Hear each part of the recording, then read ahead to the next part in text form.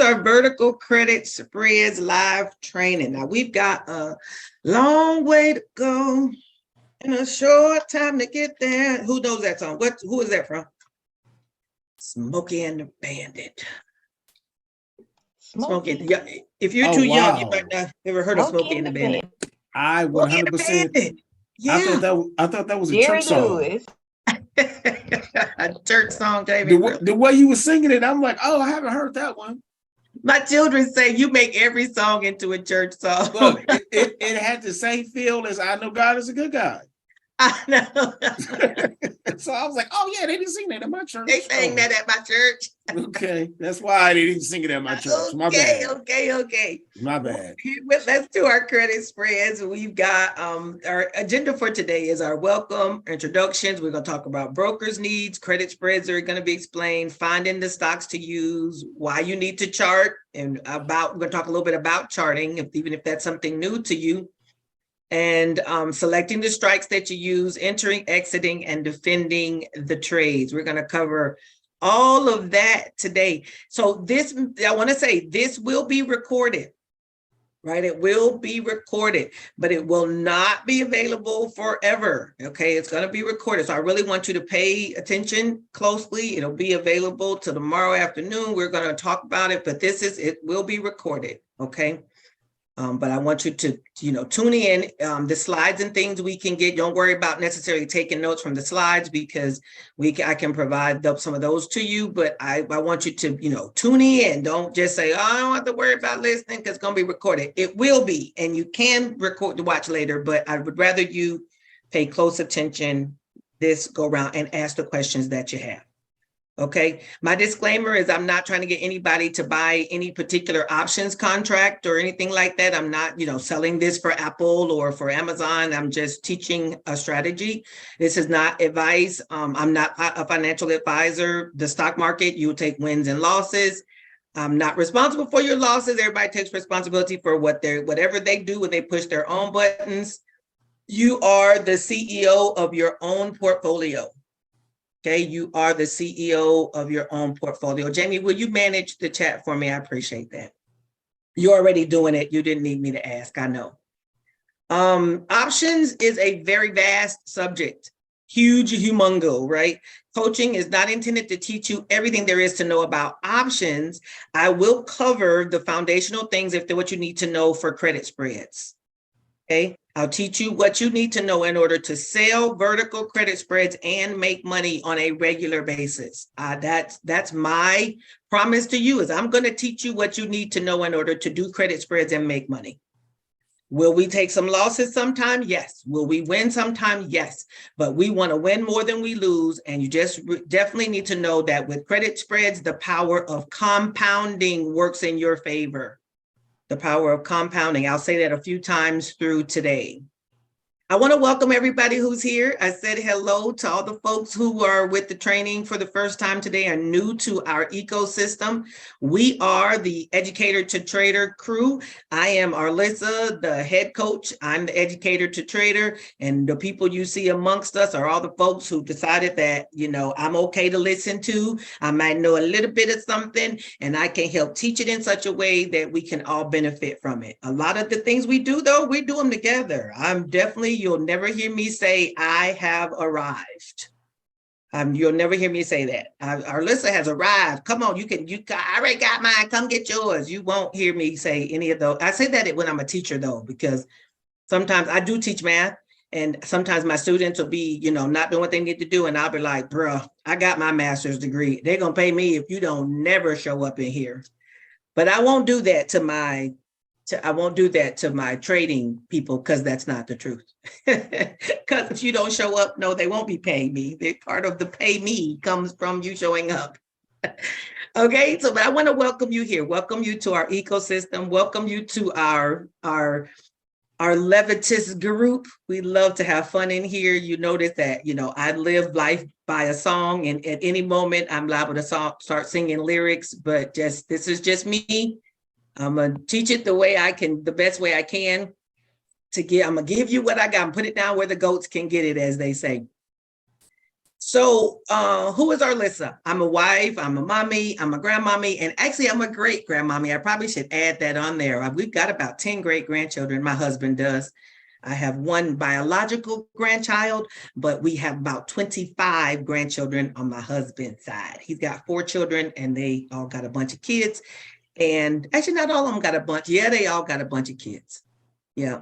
We, out of our 7 joint together, only one of our children has no children. That's my daughter. She has no children. My son has 1 child, but my husband's children have children and grandchildren. So we're great grandparents. I'm an author. I'm a digital creator. I'm an entrepreneur. I'm a mechanical engineer by degree and profession. I worked as an engineer for many years. Then I became a math professor. I've done that by degree and profession. I have a master's degree in educational leadership and higher level education, and math. I'm a stocks and options trader, still growing, still learning every day. And I am a daughter of the king. He is the CEO of my business. He runs it all.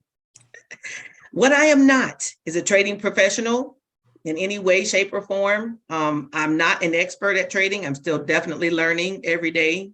I'm not liable for any thing that goes on in your account, wins or losses. I'm not liable. I won't take responsibility. I will take a little bit of credit if I help to teach you the strategies, but I won't take responsibility at all. Okay?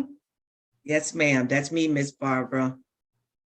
So I want to hear in the chat, tell me a little bit about you and tell me in the chat. If you don't know anything about options at all, very little, let's go like the scales.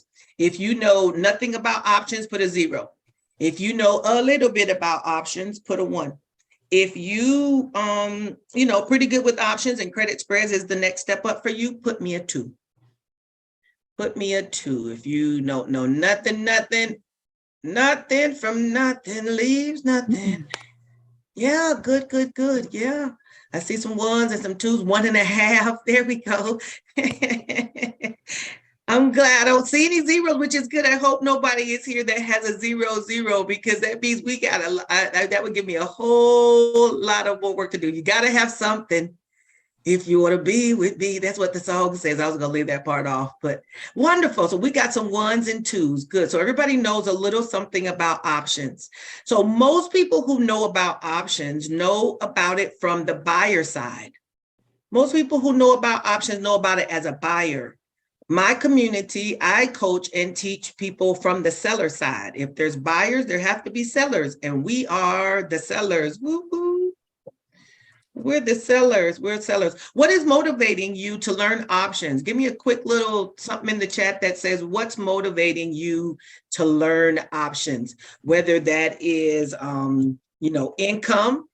Are you trying to learn options because you want more income? You trying to learn options to put your kids through college, additional income stream, putting your kids through college. You trying to, pay for a trip, something like that, trying to pay for a trip, income. Okay. Freedom and agency. Oh, I love it. Pay for travel. Yeah. Additional income for retirement in order to retire. Yes, income. These are good answers, all good answers. Great answers for sure. I would like to say that I talked about the compounding before. Just know that I want to train and make sure that I show you things that are going to help you to be around long term. There's some strategies you probably can find that are going to be high popping, like boom, boom, boom. And you're going to, perhaps run up the bag and perhaps run it the other way, because we see that happening. People blow up accounts too. But then in the short term, they blow out. The flame burns so hot that before you know it, the flame burns out. We're trying to be long-term traders. We want to be around for a while. I'll be around. We want to be around for a while, trading, generating income consistently for ourselves for the long term. That's why we're learning strategies that will provide consistent money. It may not provide no big, $1,000 days. And of course, the more money you put in, the more money you will get out. But you may not see that. You may see $100 weeks. Stefan mentioned earlier that he made $100 this week. Well, $100 a week is $400 a month, right? That's $4,800 a year, right? So you can, it adds up. Okay, $100 a week. Let's not despise any of the small beginnings. 10% is 10%. 10% of 100 is $10. 10% of 1,000 is $100. So as we generate 10% on a regular basis, that all adds right on up, right on up, right on up. All right, I want to do real quick, a mindset discussion, because we talked about income, additional income for retirement. We want to pay to travel. We want to do these kind of things. I just want you to know, money will come to you if you call it with a purpose. If you have a purpose or a desire in mind, some problem you want to solve in the world, or you want to be an answer to a problem in the world, the resources will come for that problem. If you have a burning desire to help the homeless, or to feed the hungry, or to help single moms, or to, help people to re-enter society after they've been incarcerated, or to help children get educated. I mean, the across the board, or to help single parents, find hope, to help. I mean, whatever it is you want to do, if there's a purpose for what you need the resources for, the money will come to you. If you're not planning on doing nothing with the money, but just being a reservoir and holding it all to yourself, there is no reason for you to get it flowed in your direction. No reason. If you don't plan on being a stream or letting yourself be used as a resource to others, then there's no reason for the money to come to you if it cannot go through you. We have to have the mental space to know that we are conduits, that we are blessed to be a blessing. We're blessed to help others. Now, I think that, need will consume a gift. That's Bible. Need will consume your gift. So you have to be led by the Spirit as to where you will put your income, where you will put your flow, because you can't, every person you see on the corner may not be the person that you put your resources on, but you may get to one person on the corner and be like, this one right here, the Lord wants me to make a move with this, and you respond accordingly. I call it that little unction on it. Sometimes I see people and I'm like, bruh, you over here, first of all, you smoking cigarettes, you got a brand new bicycle, you got on fresh tennis shoes, and you talking on your cell phone. If you got all that going for yourself, you probably don't need my Munties. But then I see somebody else over there. I may see a mom and she's got a couple kids, and she's, they're just over there sitting and waiting. And, and it could all be just looks, because, everybody, we've been scammed, and people have seen folks who look like they're all broke up, and then they go around the corner and hop in their Benz and go off to wherever they live. That happens too. I don't really spend a lot of energy on what happens to the money after it leaves my hands, because that's, if the Lord prompts me, then what happens next is really up to the person and him, not me. I've done my part. Okay, so off of that, but I want you to view your trading, changing gears, view your trading as an education and a business. This statement here really changed how I viewed trading. I do trading as a business because I coach and I teach and I train, but as a business, as far as if I was just trading, a business has expenses, and your trading is going to have expenses. It has expenses like training, like you are here with me today. You paid $47 to come and hang out with us to learn some stuff. That's an expense for your trading business. Education costs money. Sometimes we will take losses. Consider your losses as stuff you got to pay as an expense in your business, and your wins can be seen as profits. But many businesses take 2 and 3 years before they start turning a profit. Your trading may do the same thing. It may take you longer to get leveled off, to get your emotions and your psychologicals in a place where you can steadily stick with a strategy without being pulled by FOMO or the latest thing or what the news just said, and you can stay steady with the plan. But your trading is a business, okay? That's our mindset discussion. Selling versus buying options. Selling versus buying. Make sure Adrian didn't come back looking for something that I didn't provide, but I gave it to her. Selling versus buying options. Why be a seller? Why be a seller? When you're a seller, you're like the house. You're like, if you know anything about casinos, the casino is the house. The people who are gambling are the gamblers. Those are the buyers. They're gambling, and the house always comes out ahead. When you're a seller, you're like the insurance company paying out, you're providing premiums or providing policies to people. No matter how much the insurance company has to pay out, they're going to come out ahead because they're going to collect more money than they pay out. Okay, we're the sellers are the insurance company. There's more ways to win when you're a seller. You can win in 3 situations. If price moves in your desired direction, you win. If price stays flat, you win. If price moves towards your strike but doesn't go past it, you still win the trade. So you don't need price to move in whatever direction you choose. You don't have to move. It can just literally sit still, and the time decay is what will cause your trade to be a profitable one. When you're a seller, you collect money or premiums to enter the trade. Like when you go to the insurance company, you pay the insurance company premiums when you're a buyer. But when you're a seller, the insurance company receives the premiums. They collect the money. As a buyer, you have to pay to play. As a seller, you collect money when you enter the trades. When you find your desired strikes, you select the bid. This is kind of getting into the specifics. That's the amount of premium that you're going to receive immediately when you enter the trade. And you keep this money when you win the trade or when you close it. You know, you determine when you want to close the trade.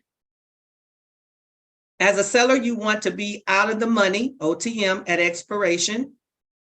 When you sell a call, you want the price of the underlying to end below your strike price. And when you sell a put, you're going to want the price of the underlying to end above your strike price. We'll talk about those 2 things again more as we go. I think Adrian might have made it. I see another number popped up in there as far as people. Adrian, did you make it in?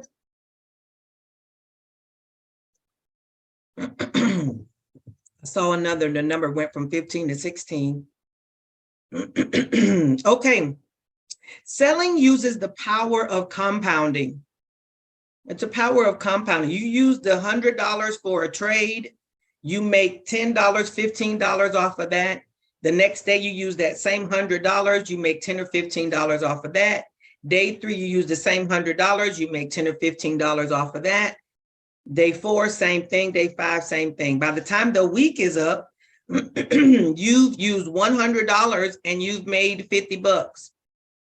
All that needs to have gone well, of course, but you use the same $100 in order to rinse and repeat on a daily basis. You can do it daily, you can do it weekly, you can do it monthly. But the point is you're using that same money over and over and over to continue to make more resources. And then as you make more money, you do more contracts. You're able to do 2 contracts, 3 contracts, 5 contracts. This only means if you start with a low number of contracts, because you really could start with 5 or 10 or 15, depending on what your portfolio looks like.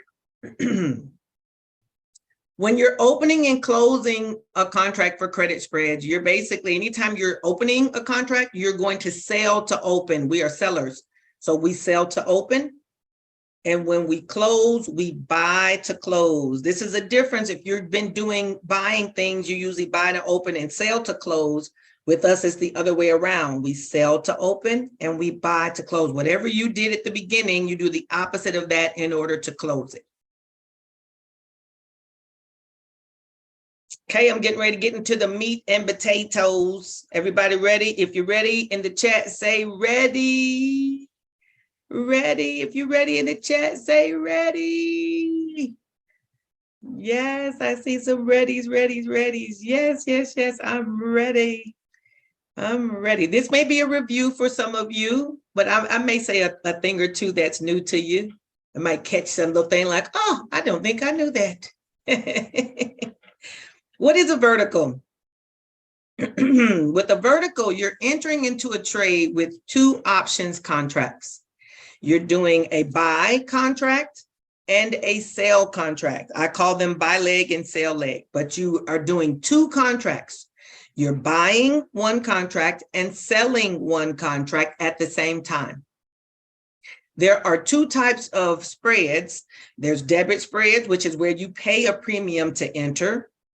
And there's credit spreads, which is where you collect premiums when you enter. And we're going to talk about credit spreads. We're going to talk about credit spreads only. I do have a course on debit spreads in my, in our arsenal, in our tool bag. There's a debit spreads course there. If you're interested in that, you can check at http://educatortotrader.com if you're interested in that. But we're going to talk credit spreads today. All right. Come on, move on to the next screen. A call credit spread, which is also called a bear call spread. Bear, of course, means going down. Bear means it's going down. A call credit spread means you're expecting price to be below your sell leg strike at expiration. Now, if you've been doing buying strategies before, this is the complete opposite. Shoot.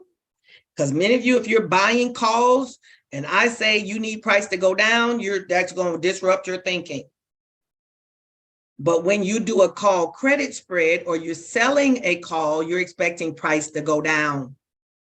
Okay, it's the opposite of buying a call with selling a call. Okay, call credit spreads work much like covered calls. If you know anything about covered calls, you basically buy a covered call over here and expecting price to stay below that. If you're doing a put credit spread, also called a bull put spread, you're expecting price to be above your sell leg strike at expiration. It works like selling a cash secure put. Now, from this place, I'm going to break up. I'm going to only talk call credit spreads for a while, and then I'm going to talk put credit spreads. I won't continue to talk them at the same time. So I'll give your brain a chance to catch up with one side before I switch to the other side. With credit spreads, you're entering into the trade as a seller. Your broker is going to reserve collateral, the amount of the width of the spread between those two contracts, right? So if you have a 100 and a 101, maybe you sold 100, you bought the 101 contract, the difference between 100 and 101 is 1. That's a 1 spread, and it's going to cost you collateral. Doesn't cost you anything. The broker is going to block up the collateral of $100. The 1 spread times 100 shares would be $100 minus whatever premiums you take in. Okay, so the amount, the most that is required by the broker as collateral, I kind of put it in the mind of a deposit. Like if you go to rent a car, they want you to put a deposit down. You go to get in the hotel room, they block up a certain amount of money on your credit card as a deposit or collateral. It's the same thing that's happening here. The money is not spent, it's just blocked off from your usage while this trade is going on. 2.5 spread between these two strikes is $250 of collateral.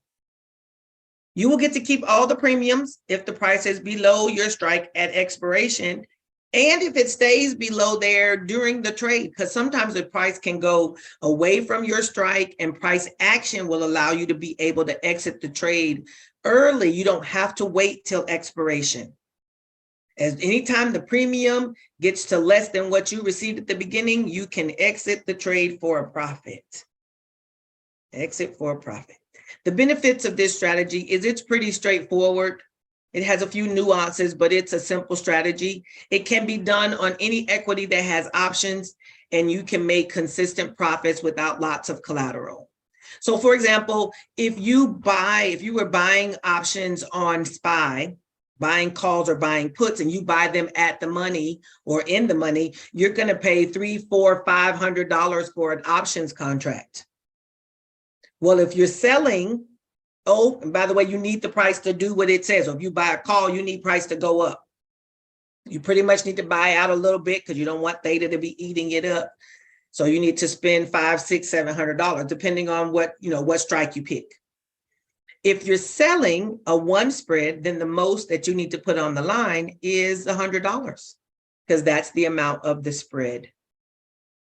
Okay, so the amount of leverage or collateral needed is, you don't have to put as much money into the pot in order to still be in the trade and taking advantage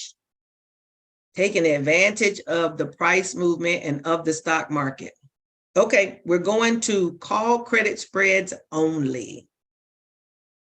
Call credit spreads only. The mechanics. You're selling a call contract and you're buying a call contract at the same time. You're selling a call and buying a call at the same time. This is a call credit spread. A spread means two things. Two options contracts are working together. The difference between those two strikes is called the spread. Like I told you, the 100 and 101, the difference between 101 minus 100 is 1. That's the spread. A 1 spread is worth $100 of collateral, but there are many stocks that have a 0.5 spread, which means they may have, 35, and 35.5 is the next contract strike. Those only require $50 of collateral minus the premiums that you take in. $50 of collateral. If you take in $20 in premiums, then it really only requires $30 of collateral. 2.5 spread is worth $250 of collateral minus the premiums that you take in. Here's a graphic of it. Let's say the current price of, we can look at something like what's around $100 right now. I was going to say Amazon. Amazon is what, $103, something like that right now?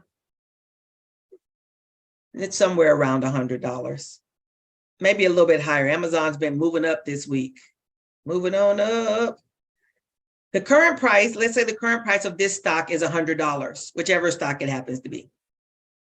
And you decide you want to sell a contract at 102, and you're going to buy a contract at 103. These are the two strike prices.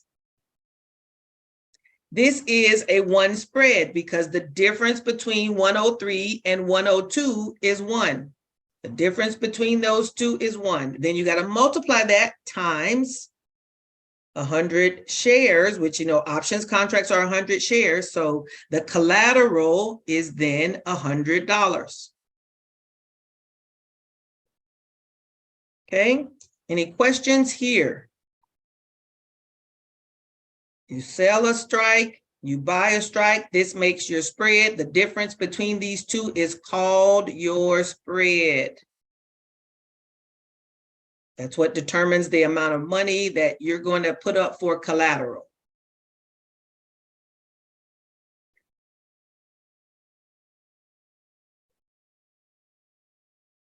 What steps are we going to do to find these things? You need to chart your resistance on the daily time frame. I'm going to talk about charting on the next 2 slides. We're going to talk about charting a little further. Anybody in here who knows how to chart? Oh, it's at 116. Thanks, Miss Elaine. If you know about charting, put me a 1 in the chat. If you don't know what I'm talking about when I say charting, put a 0 in the chat. If you're like, what is she talking about with charting? We gonna go out like we riding on a ship? What is charting? Jamie and the foolishness. Oh, cool. Everybody knows about charting. So we're going to chart your resistance on the daily time frame. On the daily time frame, we're charting resistance. You want to select a strike above that resistance. If you're looking at a stock, chart the resistance. We're looking for a strike above that resistance because you want to be out of the money. Remember, you want it to expire away from your strike. You don't want to be in the money. You want to be out of the money. Select the sell strike above resistance. Select the buy strike above the sell strike. Decide on the expiration date. Remember, time decay is our friend, so we can get closer in time if we'd like. We can go out a week or 2 weeks or a month. The further out you go, the more premiums you take in for the same collateral. That's the plus side there. Okay, talk real quick on charting. This is just resistance areas at the top here. Wherever it goes up and reverses, that's resistant. Wherever it goes down, and reverses, that is called support. We got a downtrend we're looking at here, an uptrend. We know about candles, wherever the box is the open and the close, depending on what color the candle is. If the candle is red, then the open's at the top and the close is at the bottom. Resistance and support. You really need to, you can chart, you need to definitely look at the chart when you're doing credit spreads. You can use other things to assist you in picking your strikes as well. Like you could use delta in addition to your charting, but you do want to chart and see where is support and resistance.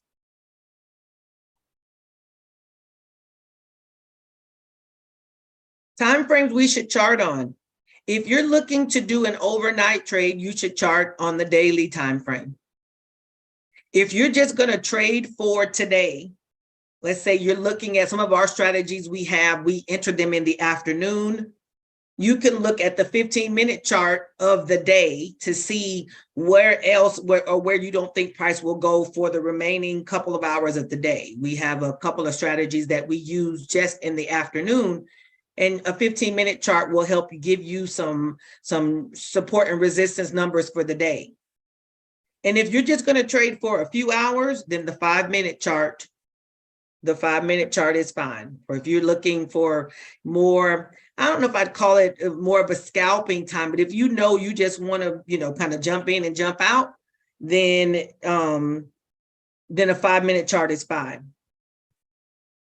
Okay, you can look at we have a 345 strategy that we use at the end of the day, where you're only in the market for the last 15 minutes. It could be a little scary because SPX can get crazy at the end of the day, but there is a fly in here that is irritating. But so yeah, you could use the last 5 minutes to see where price has gone and where price may potentially go just in the last few minutes of the day. Here's an example on SPY. Let's use a SPY example. Let's say you charted your resistance on the daily time frame and you found that the resistance is at 403.51. Just some random number, 403.51. I want to make sure if the next chart shows that picture of SPY. Nope. You want to sell above that. Okay, so if you see the resistance is at 403.51, then you want to pick strikes, a sell strike that's above that, either 404, you want to go up, or you could go up to 405 as your sell strike. Your sell strike needs to be closest to the current price. Okay, so if you're price, even though resistance is 403, let's say current price is 401, the sell strike is the first one you're going to get to. Okay, the sell strike should be the first one you get to. And then you go above the sell strike in order to do a buy contract. If you're at 404, you can go up to 405. These two can be a spread. If you choose 405, then you could go up 406. Either of these is a one spread because 404, 405, the difference is 1 between here. Or if you did 405, 406, the difference between these two is also 1.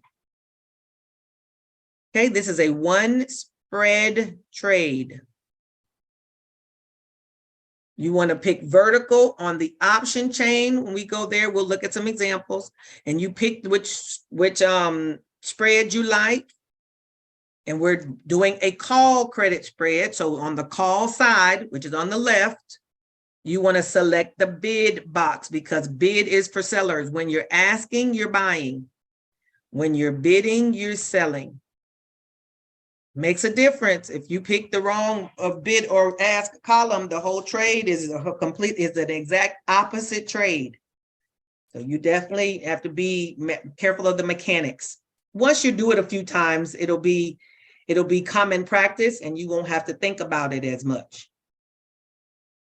for me, because all I ever do is bid. Sometimes I might decide I want to do a buy strategy and I still end up picking the bid column, and then Thinkorswim will go boom, boom, it'll reject, like, you need to go back and pick bid. It'll come back and say, no, ma'am. No, ma'am.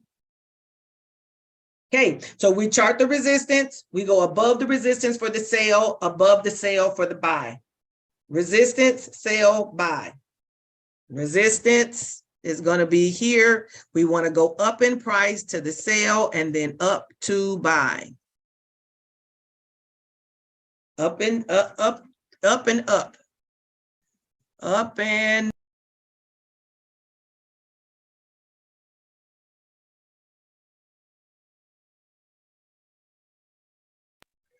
all righty. So resistance, we want to go up to the sell leg, up to the buy leg.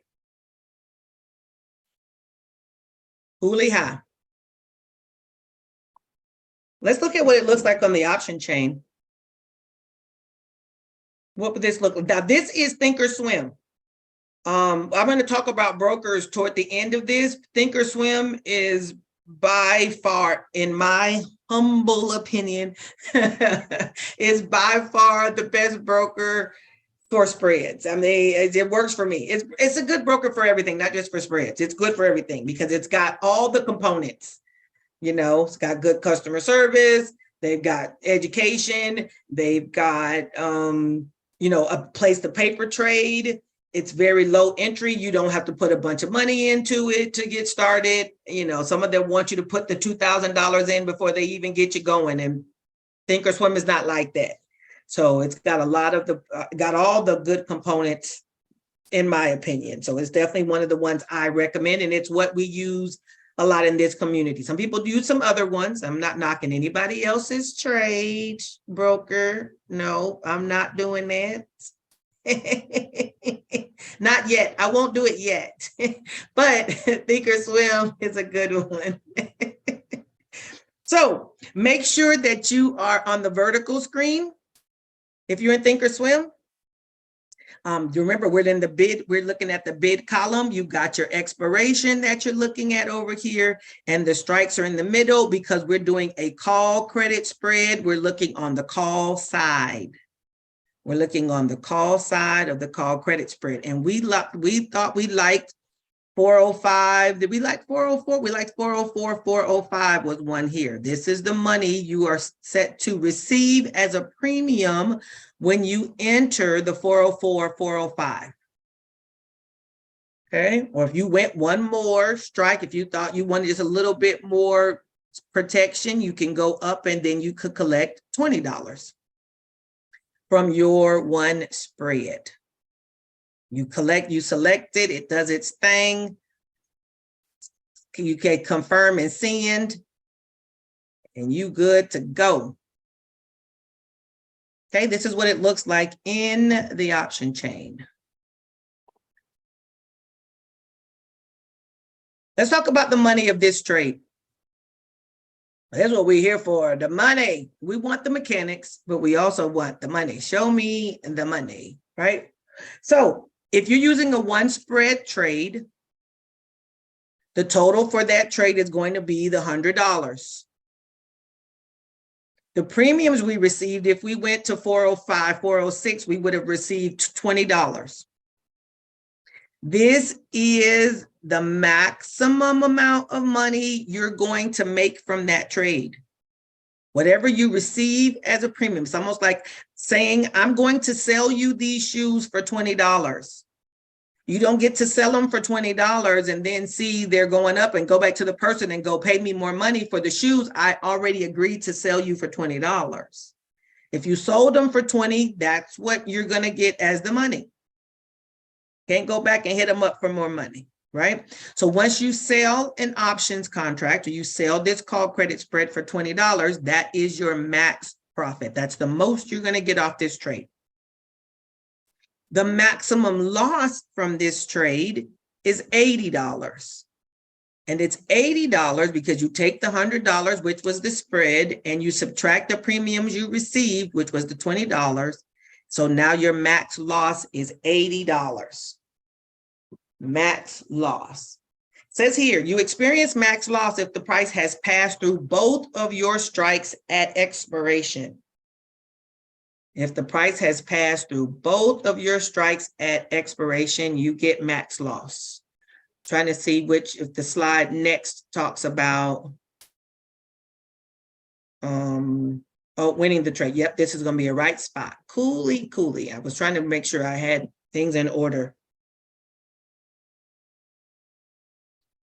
You win this trade and keep your premiums when the price expires below your sell strike. So in our case, our trade is 405, 406, right? That was our trade from SPY. The 405 was our sell strike and the 406 was our buy strike. The one that matters most is this sell strike. The one that matters most is your sell strike. That's the one that you don't want the price to go past. Okay, so you're going to win this trade when the price expires below your sell strike. So below 405, you're going to keep the whole $20. When it says win, you keep the entire $20. If the price expires, if your trade expires and the price is below 405, you're keeping the whole $20 that you got from the beginning. You already got the money. They gave you the money immediately. If the trade all goes your way, you get to keep it. Right? Almost like credit union, not the credit union, the insurance company. People pay premiums. Sometimes the insurance company have to give them some of that money back. Right? Same thing's happening here. You suffer a max loss if the price is higher than your buy leg at expiration. So if it's above 406. If the price is higher than your buy leg, which in our case was 406, then you're going to suffer max loss. Max loss would be the loss of the $80.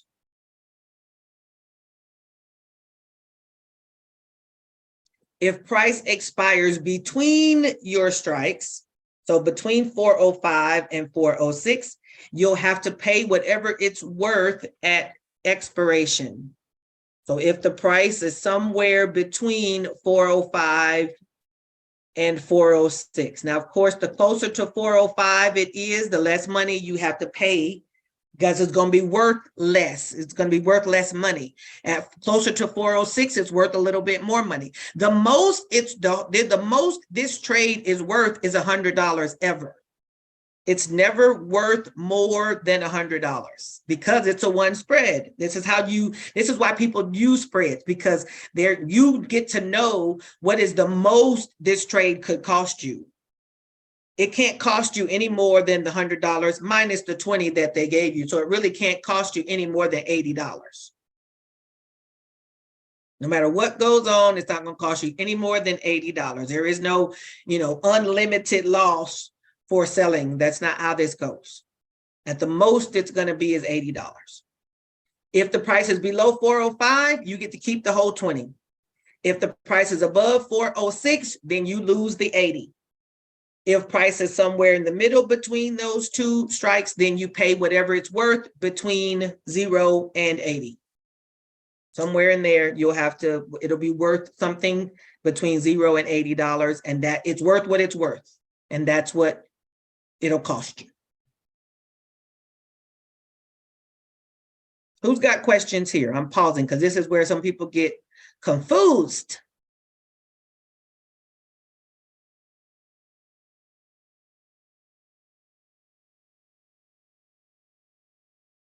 Nothing?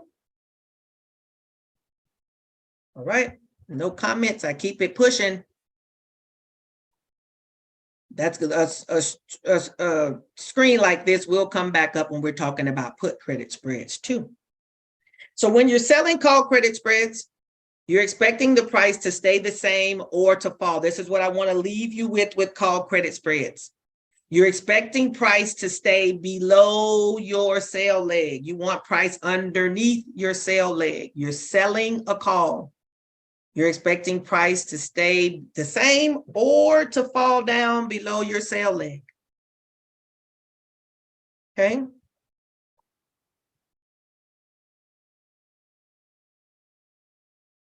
Next, changing gears. Okay, that was all the call credit spread stuff. Now change the direction of your thinking because we're going to put credit spreads. Everybody ready? If you're ready, say ready in the chat. Say I'm ready for more. My brain is ready for more. Ready.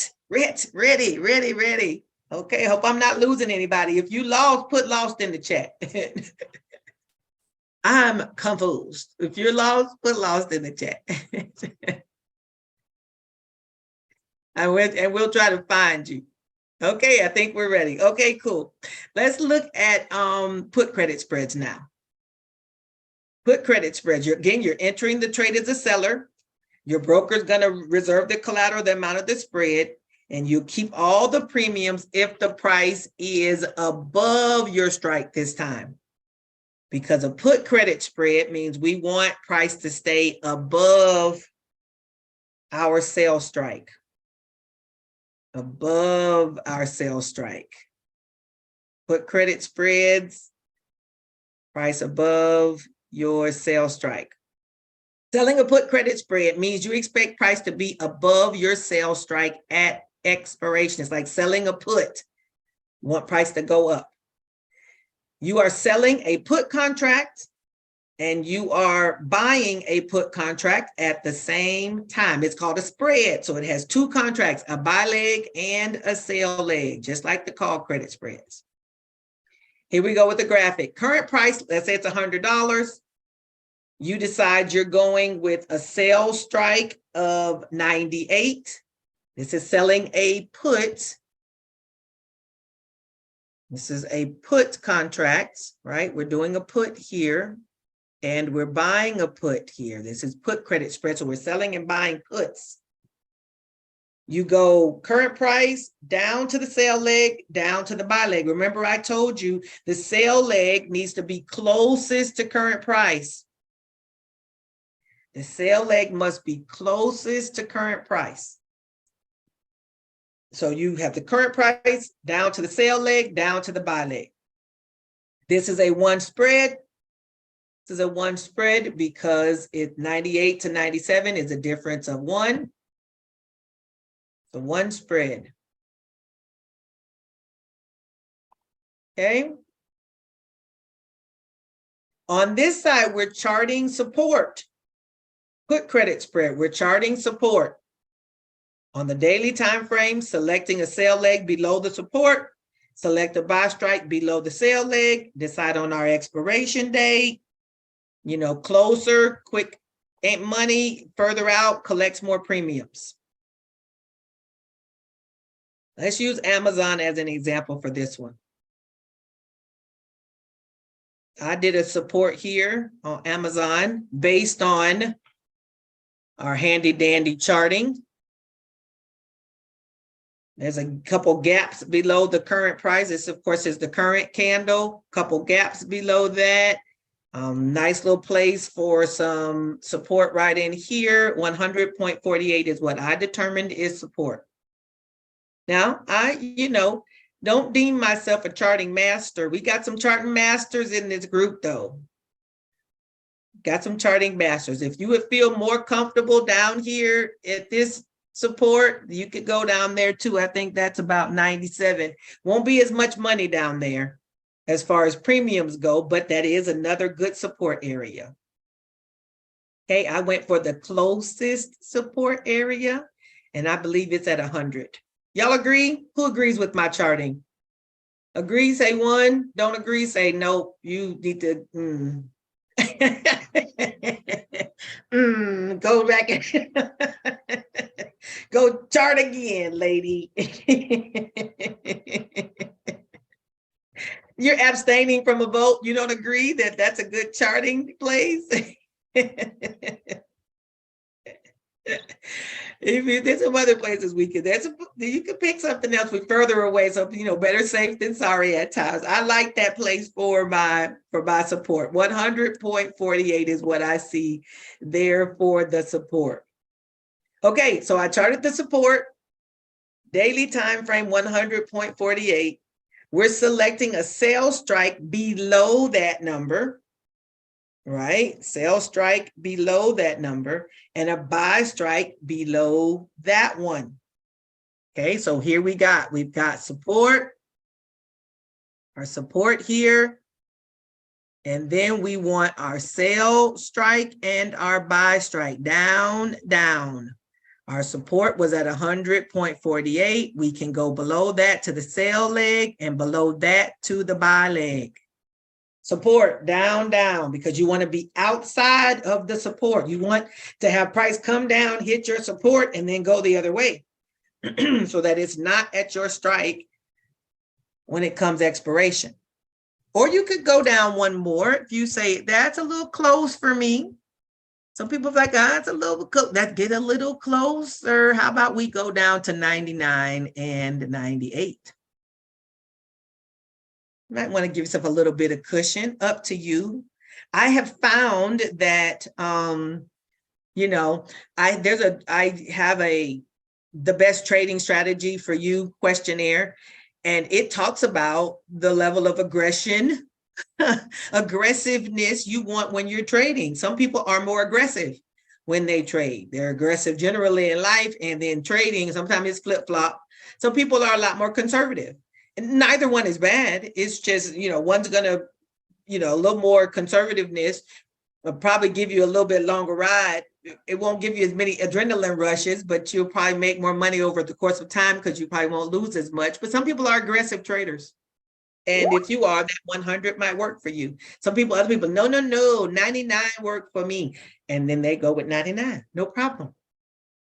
Both of them, in this case, will provide some profits. It's just how much. Okay, so we got us some strikes we picked. We like those. We picked vertical on the option chain. Make sure that we're on the put side now. We're doing a put credit spread, and we want to pick the bid box because we're sellers. Okay, the bid box because we're sellers. Okay, here we go. Here we go. Here we go, go. We got Amazon as our picture now.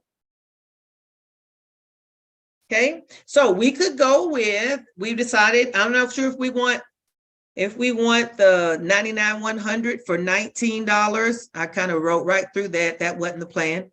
The 99-100 gives us $19, and the 98.99 gives us $15. Make sure we're on the put side, and you got it on vertical, and you got the expiration date you want. And we're picking the bid column because we are sellers. I believe in this trade, I picked the 98.99 for the example. Nice round number of $15. $15, $100 collateral, 15% return on your collateral. 15% return on collateral. How'd I come up with that number? Well, you leveraged $100 and you're going to make 15. 15 divided by 100 is 15% return on your money. All goes well, you make 15% on that $100 within whatever period of time, a week, 2 weeks. I don't know of any other places that return that kind of return on your money. Okay, let's look. Okay, we had a one spread trade. Total of the trade is $100 because it was a one spread. The premiums we received is $15. This is your max profit. You cannot get any more than $15 out of this trade. That's the most you're getting, and you agreed to it when you entered the trade. And your max loss then is the $85. That's the $100 minus the premiums that you took in. You experience max loss if the price has passed through both of your strikes at expiration. It's getting gooder and gooder. Okay, so when you're selling put credit spreads, you're expecting the price to stay up above where you are, stay the same, or to rise from your sales strike. You're expecting price to stay above your sales strike. How do we win this trade? You keep all of your premiums, which is your $15. When the price expires above your sales strike, which in our case was $99. I think we went with $98.99. Above 99, I'm going to switch this to say, I want it to go, so I'm clear here. You're going to keep your $15 in premium as long as the price is above $99. That's a flat out full worthless. Your money expires worthless. You suffer max loss if the price is lower than your buy leg at expiration. So if price is below 98, below $98, then you're going to suffer a max loss of $85. Max loss, you cannot lose any more than $85. If the price expires between your strikes, you will have to pay what it's worth. So if it's between 98 and 99, you're going to pay whatever it's worth between $0 and $85. Trade is worth no more than $85. Not together. When you start closing them off separately, then you get separate results. Any questions here on what it looks like when your trade goes a winner, a loser, or a not successful? I don't like to say loser, a losing trade. I like to say that it's a unprofitable trade. You always learn some stuff, even if you don't win the money, you should definitely win the lesson. Definitely win the lesson.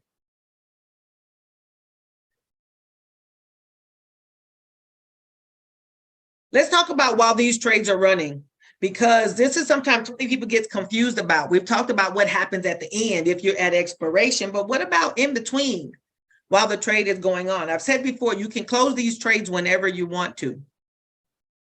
You can close them whenever you want to, but while the trade is running, you want to be primarily concerned that the price of the stock is not beyond whatever your sell leg is. So if your sell leg here is 103, you want price to be, below 103. If your put sell leg is 99, you want price to be above 99. As long as it's not past your strike, your trade is still doing fine. Even if it shows in the money, on the profit and loss page, the trade will show with, let's say it's got, $1.35 or something here, and it's in parentheses. This is a loss because it's inside the parentheses, means that it's not profitable just yet. But if the price of the stock is not past your sell legs, then your trade is still going good.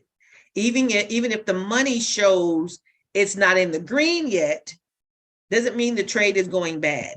Many times we're looking for the green or looking for the plus money, and the trade is still doing fine. It's just working. The trade is just, theta is eating away, because remember, we're sellers. We want theta to eat away at the premiums. We want to sell high, and we want to buy low. So for example, you may want to sell and collect your $20 in premiums, and then you want to buy it back for $5. Well, this is the opposite thinking from from buying calls and puts. You want to buy at one price and you want it to go higher. When you're a seller, you want to sell high and buy low. You want to sell to open high and buy it back lower. We want to buy definitely lower than we received when we were entering. Yeah. Is that clear to all?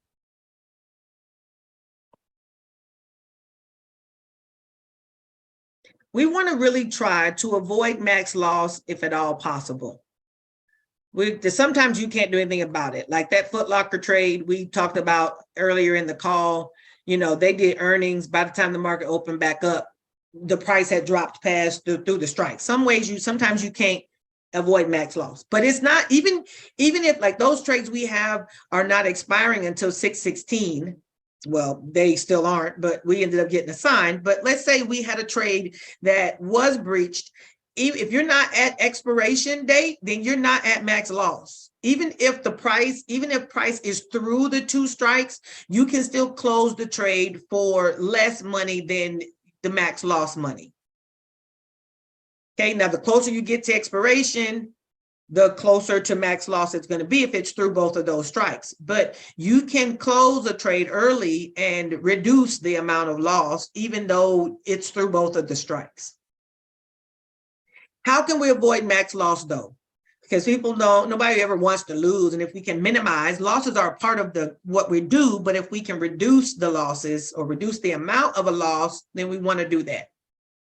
You can have a predetermined stop loss, which is, a value of the trade at which you will close for a smaller loss. For example, if you receive 15, you might use $45 as a stop loss. This is a $30 loss. Now, the only problem with having a stop loss in place for a vertical is this. I'll give you an example that'll help you to see what I'm talking about. So let's say I've got a put credit spread, and my put credit spread is, let's say it's 99, 100. So 100 is my sell leg, right? 100. So I want price to stay above 100.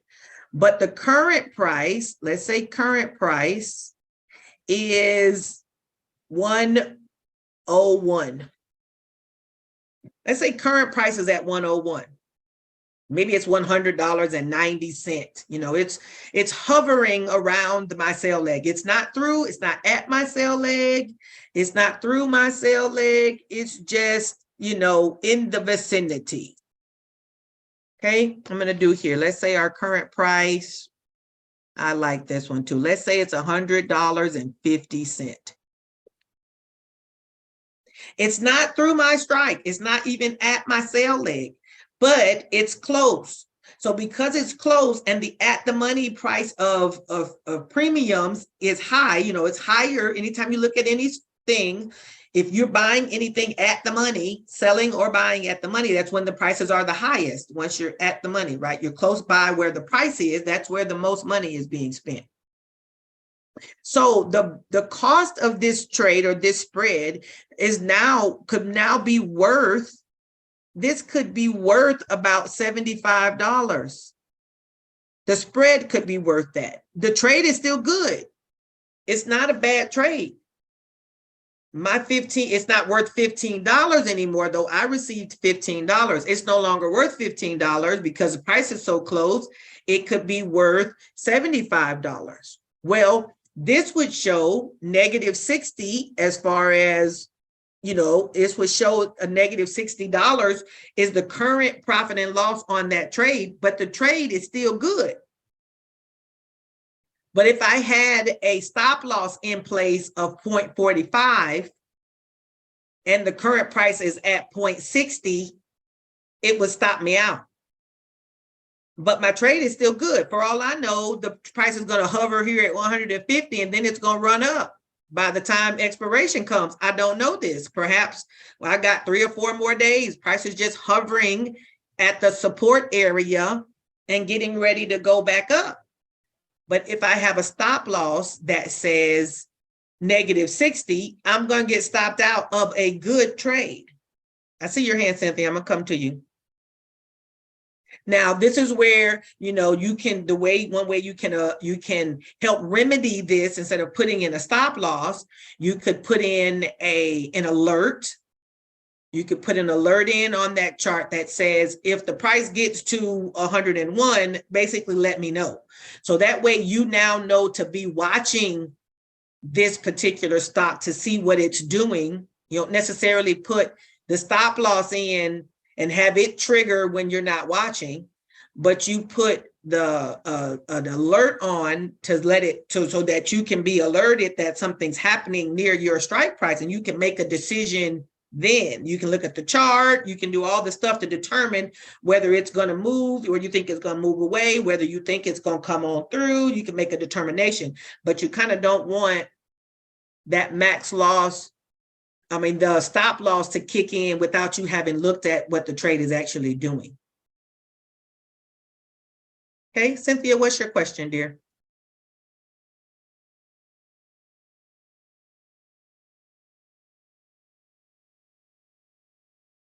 If you're talking, I can't hear you.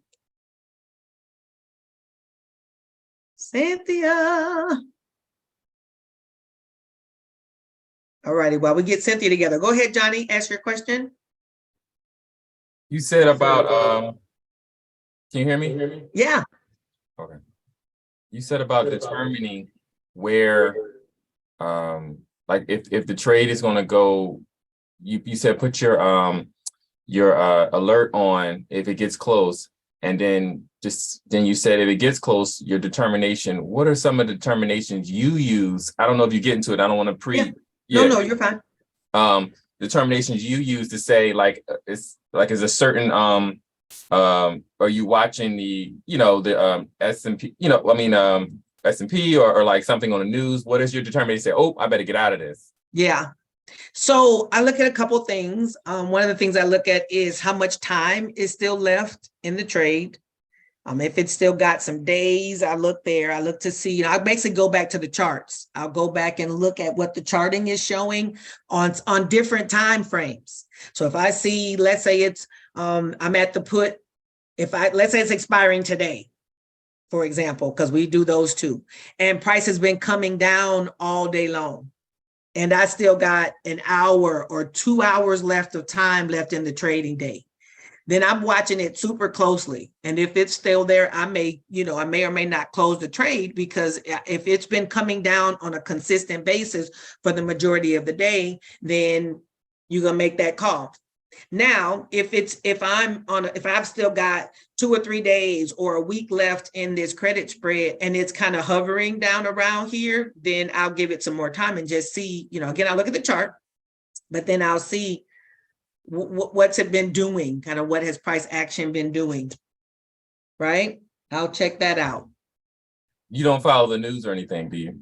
Not necessarily, but of course we do know that the news has, plays a part. So if you're trading individual stocks, you definitely watch to see what's going on. If any news has popped up, I think on TradingView, they have that little E at the bottom that says whatever, breaking news has come out. And it's weird, but yeah. So yeah, I think you just look at all the things that you look at. You check your chart, you do check a chart, you see if there's news about that particular stock going on. See, is everybody having a red day today? And if so, and you still got time, maybe you give it, because we know it can be red today and be green tomorrow. Was today the day that the FOMC had a talk? And, now we're just all suffering because of that. And then you wait and see. Yeah. All right, thank you. Thank you. That was a good question. Very good question. Cynthia, did you ever get your? Can you hear me now? There we go. Yeah. Okay. Sorry. So I was confused. Why did you say at 60? If your stop loss is at 45, why would at 60 it would close? It would kick in. Well, if your stop loss said to buy this back when it's worth $45 and it's now worth 60, you passed the amount that it's worth. If your stop loss said buy it back at 45 when it's worth 45 and it's now worth 0.60, that's more. It will have closed it back at 45. It wouldn't reach 60. What I'm saying is it could be worth 60. And you would have had it closed off with your stop loss when the trade is really still a good trade so far. I understand now. Thank you. That makes sense. Okay. I'm sorry if I wasn't clear with that. The thing is, if you had had a stop loss in place for 45 and we were now hanging around the price so closely and it's now worth 60, it would have stopped you out, even though the trade is not bad. At this point, the trade is not bad. Okay. Can you buy and sell more than one contract? Yeah, you actually could. What's the good and the bad? So you can, always buy and sell more than one contract. You just are multiplying your leverage. So if you have a one spread trade and if that's worth $100 and you do 2 of them, now you're leveraging $200. You do 3 of them, you're leveraging $300. So it really just comes down to how much collateral are you putting on the line. So where your max loss for one trade may be $80, one contract, you do 2 contracts, your max loss is $160. You're just basically multiplying, you're multiplying the wins, your premiums and your max losses. But yes, you could definitely do more than one contract for sure. Actually, we teach that. These are good questions. Johnny, go ahead. Last one. So No I know. ask them if you want. Okay, I know that when you in your experience in trading, when you have a particular stock that you're watching, to know the movements, do you particularly just watch that stock?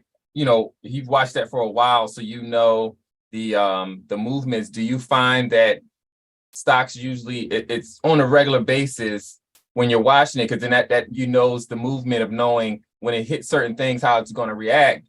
Do you find, is it like a weekly thing when you're watching stocks, or is it does the same thing weekly or every 2 weeks? How do you like when in regards of watching stocks, and you think that's a good thing to do when doing credit and debit spread? Yeah. I definitely, if you're one who does them on a weekly basis, or you're pushing out 2 weeks or 3 weeks, because we even talk about in my community how we go out 4 and 5 weeks at times and pull in 30% premiums. Sometimes we do them the same day. We have, we use the strategy in both ways. But some stocks, like if you look at, if you're a person if you have a certain stock that you have your pet stock, you definitely want to know, how does that stock function on a weekly base, on a daily basis?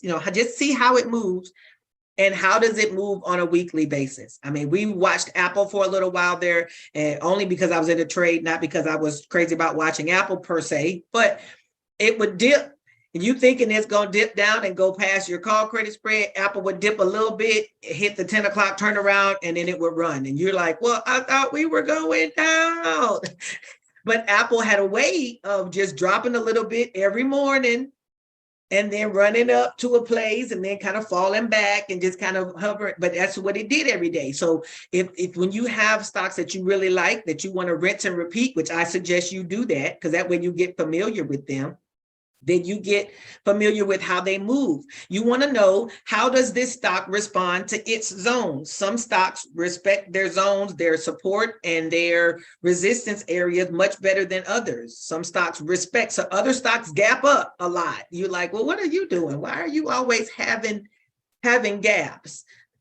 This is where you're watching your quote unquote pet stocks if you have some. Now I'm, one who doesn't really, I'm an equal opportunity verticals trader. If it fits into the high IV percentile criteria for me, I'll trade it, because I'm looking for other certain criteria. I don't have any pet stocks, but I am now kind of starting to trade some that I seem to like more often to see, I'll just trade them regularly too. It's a mixture. Can I add to that? Absolutely. Agree with everything you just said, but I will also say the other side to that though is, like, when I chart, I mark the month, week, day, and hour. And I look for the swing points, which is the areas where the price turns around. So if you're looking at it, like the peaks and the valleys, and while I'm in the 15-minute time frame, that's where I'm watching to see what happens. Because since I got everything marked on the bigger time frames, so let's say if I'm on the 15-minute, I already got the monthly time frame marked at price point. So when it hits that, then that's when I'm watching to see, okay, what's going to happen there. Obviously, if my monthly time frame is marked at, let's say if on the monthly the price is currently at 120, but on the monthly, it's coming down, it might be hitting 100. That's a strong point because that's a higher concentration that I marked on the monthly side. I'm expecting it to do something, you know what I'm saying? Unless it's just like a lot of momentum with the market and it just blow right through there. So I use those other time frames and the lines that I put there as a gauge to let me know where I call them speed bumps. To let me know where the speed bumps are. And then that's how I kind of manage it from that standpoint. That's cool. For sure, for sure. Thank you. You're welcome, Johnny. I hope that answered your question. All righty, let's look at how do we close the trade, closing these trades. I usually close mine between 30 and 50%. I'm a fan of 25 to 30% because I can just keep my little few dollars and put my money on something else. 50% is a good place. Some people wait till 70. I've talked about using 70% at the time, but now if I've got a lot of different spreads going, then I don't want to wait till 70% in order to close them off. So I'm hovering between 30 and 50% profit, which means if I took in $20 in premiums, right? 50% of that, this was the sale to open. So I opened with 20% that I received. Then I'm going to buy to close at $10. I might do $9 because I'll keep in mind that I've got to pay the broker a fee, right? But I'll buy to close at about half of that or a little more. If I took in $20, let me do my eraser. If I took in $20, and I decide I just want to do $30, I might close this trade at, $14.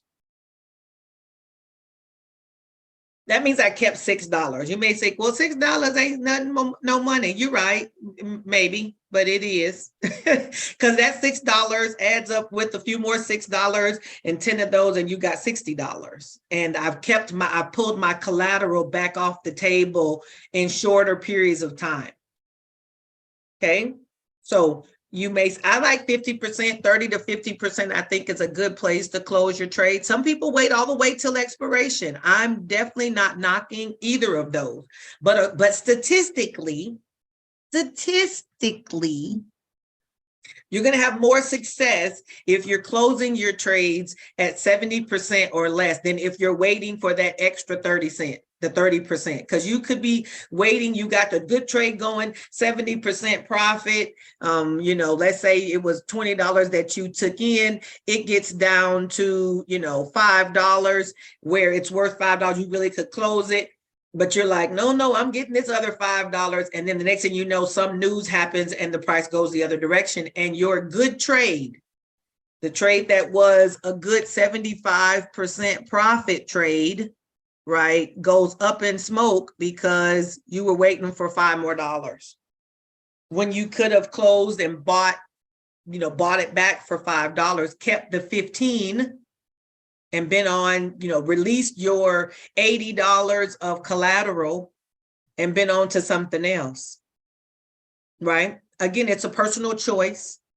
It's a personal choice. Most of the people I've heard are between 30 and 50%, they close them. But again, it's up to you. Some people want to get all the juice out the bubble gum. Bubble gum, you're just going to get all the sugar out. Y'all know about people who want all the sugar out the gum. Like you've been chewing that gum all week. It's time to spit that out. Okay, so we want to go to the. I pay for this gum. I'm chewing this gum to death. You hear me? I'm chewing this bubblicious until it's no longer licious. I'm getting every single chew I can. That's hilarious. That's hilarious. That's hilarious. I'm getting all the yum out of this bubble yum. I'm getting all of the yum out. Oh my goodness. Okay. Anyway, the point is, if you get a good little profit area, set it up ahead of time. You want to have in your mind, how are you opening percentages? Like, what are you opening for money wise? And what are you closing for? This is part of your trading plan that you need to have. What is the criteria for your opening and the criteria for your closing? You're going to definitely want to know how are you closing? When are you closing? Okay, have that think about it ahead of time. So you're not trying to get all the yum out of the bubble yum. I got a question, Arliss. Go ahead. Yeah, go ahead, Stephen. Yeah. Do you ever set like the buyback orders? I do. Okay. I do. Yeah. If I'm in a trade and it's there and it's ready, I'll open a buyback order and just leave it good till canceled. I don't really do them too far in advance because I do see that when you put in the buyback order good till cancel, the broker keeps those and they'll start to block up your buying power, because if this order hits, that money needs to be sitting there. So if you have too many of those in at one time, it depends on everybody's money is different, but they will start to, it'll take down your buying power based on how much those orders add up to. So if you got $150 in buyback orders, your buying power is going to be affected by that $150 while those orders are on. But yes, I definitely put those in ahead of time, especially if it's getting close and if I don't want to just watch to see when it hits today, I'll set it up. Yeah. Gotcha. Okay, thanks. You're welcome. You want to go to the monitor screen, just the mechanics of it. Go to the monitor screen, select the one leg of the trade, hold it, select the other leg. Then you want to right click, select buy, and it'll put the buyback amount it'll populate into the limit box. Yeah, okay, I'm not sure if that glitched. It'll populate into the limit box, and then that's what you can adjust that number to what you want to pay, or you can pay what it's worth right then. Alyssa. I have a question. Yes, ma'am. Say you have 5 trades going. I don't know. The hold and control, does it work the same if the legs are separated on the monitor screen? They should be. Once you control, you can pick the one you want. Yeah, don't push shift, push control. Control. Yeah. Because most times the puts are together. Most times, yes, but sometimes they are separate. Okay, so just do the control. Yeah, most times they're together. When I've seen them separate is when you got a put credit spread and a call credit spread at the exact same strikes. Then it'll put call, because it's just putting them in order with the strikes. Did that make sense? Okay. I see what you mean. Mm-hmm. All right, then. All right, I'll try that control hold. Thank you. Control. You want to do control, because if you do shift will fill in everything from, spot to spot. If you do control, then you're picking which ones you want. Got you.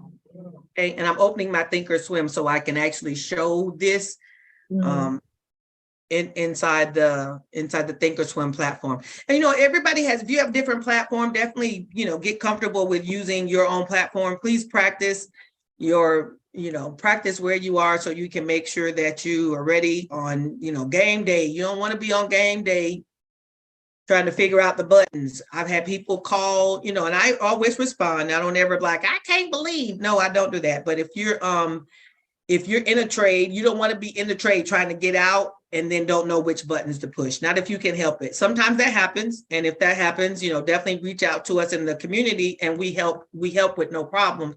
But you want to practice where you're comfortable with these things. So let's say, for example, that Roblox trade. Let's say I've got this Walmart trade. I wanted those to be right next to each other, but they're not. So we're looking at this Walmart trade here. I'm going to select the put. I just, clicked on the put here and then control, and I'm clicking on the next one. So for example, Ms. Marcia, if I was hitting shift and I hit down here, it covers, it does some other stuff. If I do shift, it covers everybody. That's not what we want, right? We only want the ones we want. So I select one, and then control, select the other one. So I've got both of the puts together. I'm trying to just close the put credit spread together. And then I'm going to right click and create a closing order. Top here at the first thing at the top, create the closing order. Now we're closing it. I'm going to buy back this vertical because I sold to open. Now I'm going to buy it back. It is currently worth $20. Says it's currently worth 0.20. It's green and debit, which means I'm going to pay money to get out of this trade. Right? I'm going to pay money. And then when you're ready, you can put good till cancel, or you can do today. If you just want it to today, you can change. You can also change this money in the box. Let's say it's worth 20 and I'm saying I'm fine with buying it back, but I don't want to buy it back till it's 15. Then you can adjust this. You can either type in here or you can use the buttons, the plus or minus buttons. It's up to you. Sometimes I type, sometimes I push the buttons. But I'm saying, okay, it's worth 20 right now, but I want to buy it back at 15. So I'm putting in the order ahead of time, you know, for 15. And then when I'm ready, I'm going to confirm and send.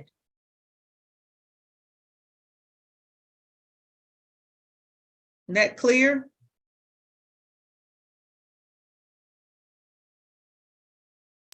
You want to select both legs together. I'll look and do one more. I'll do the other.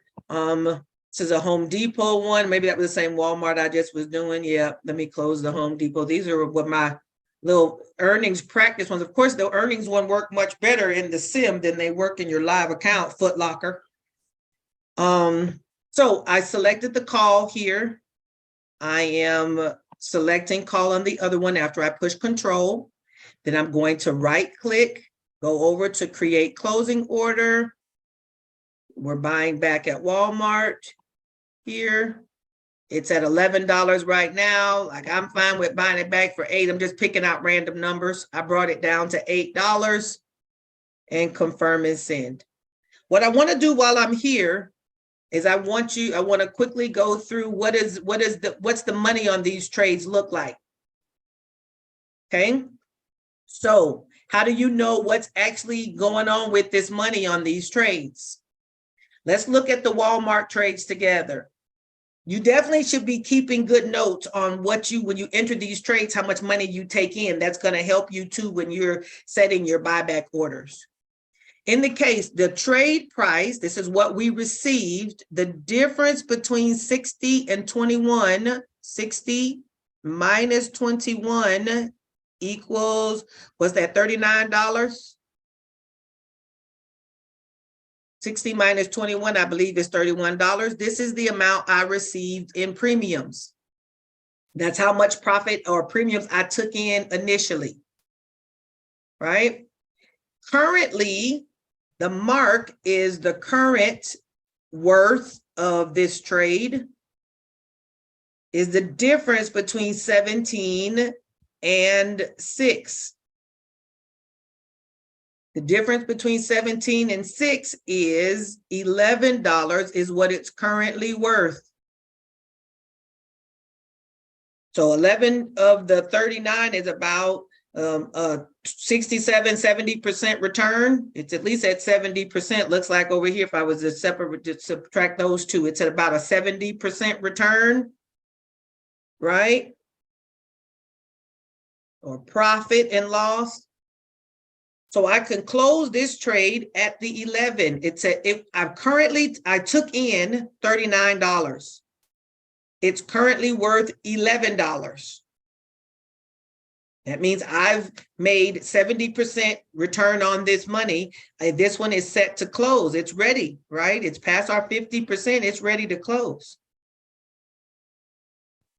Trade price is what you took in. Mark is what it's currently worth. Okay, sometimes the mark is higher than what you took in. That's to let you know when your trade is upside down. But trade price is what you took in. Mark is what it's currently worth. And the percent is what? How far it's come to tell The you? percent, yes, the percent is how far profits that you have, right? I usually don't see, especially if I have If it's just one of these spreads, then you can trust this number at the top because it's only for one. But if you got two things going, it's basically it's working both of those at the same time. But you can say, okay, I took in $39 and now it's worth $11. And if you take 11 and divide by 39, this should give you your 70-something%.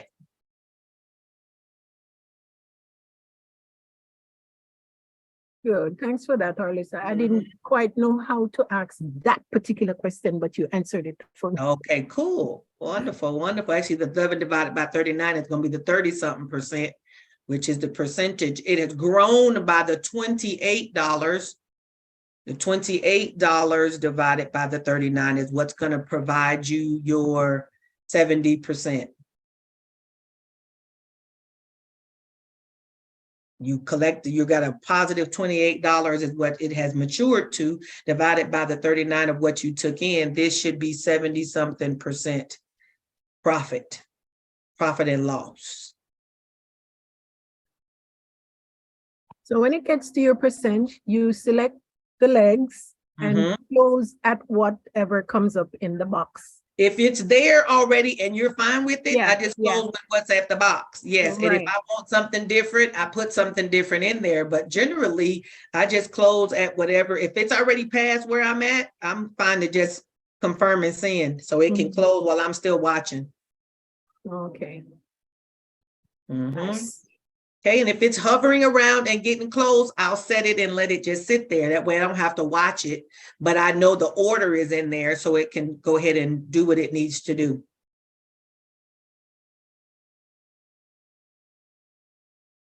Okay. Okay, here's a little quickie on the cheat sheet. If price is going up, you're going to sell a put credit spread, or staying up, you're going to sell a put credit spread. If price is going down, or if you think the price will go down, you want to sell a call credit spread.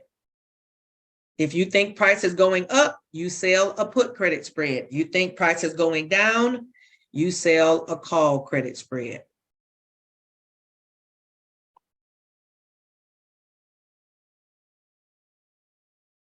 What do we call a successful trade?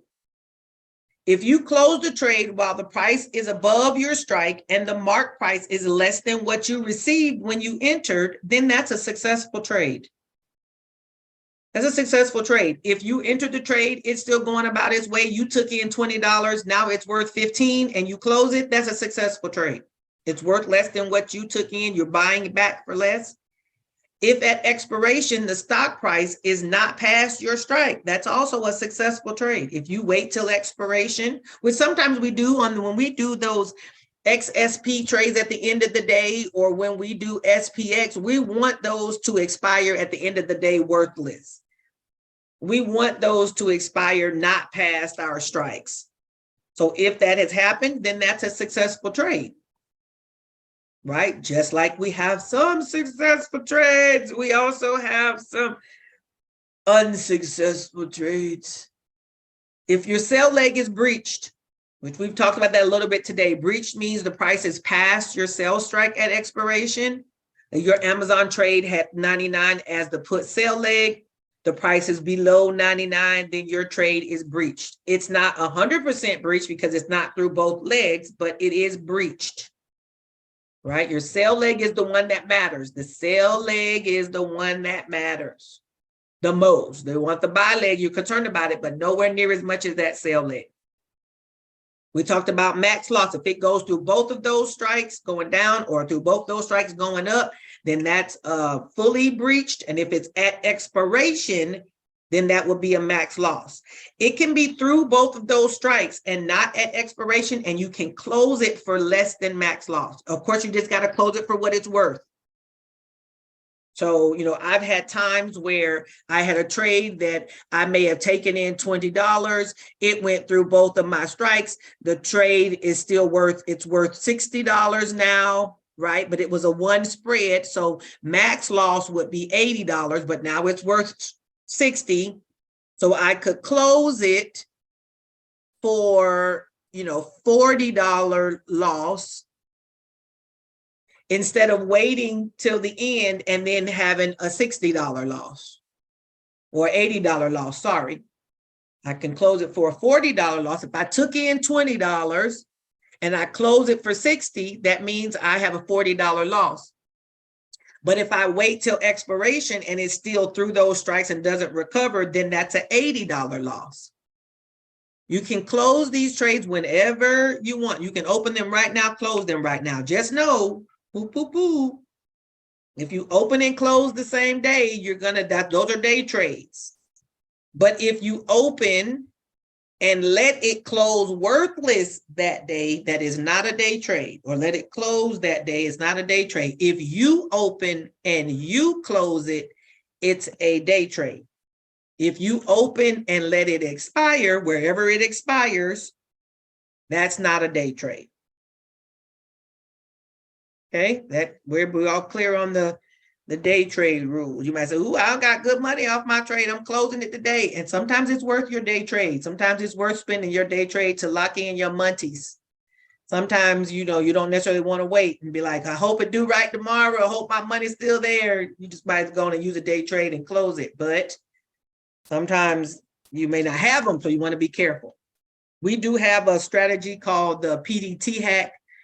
And the PDT hack is a way for you to open and close trades on the same day without you having to use a day trade. And you can lock in your profits and or your smaller losses without using day trades. It's called the PDT hack, and it is also in my community, in the little area where you can buy stuff on the website. There we go.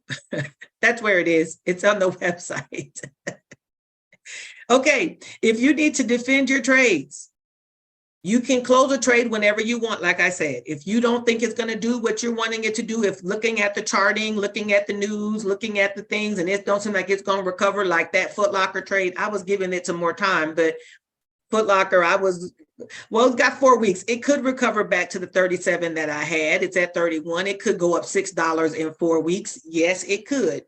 And I was going to give it the time, but they decided for me that I wanted 100 shares. I didn't necessarily want 100 shares yet, but it's a minor blip. We'll keep it pushing.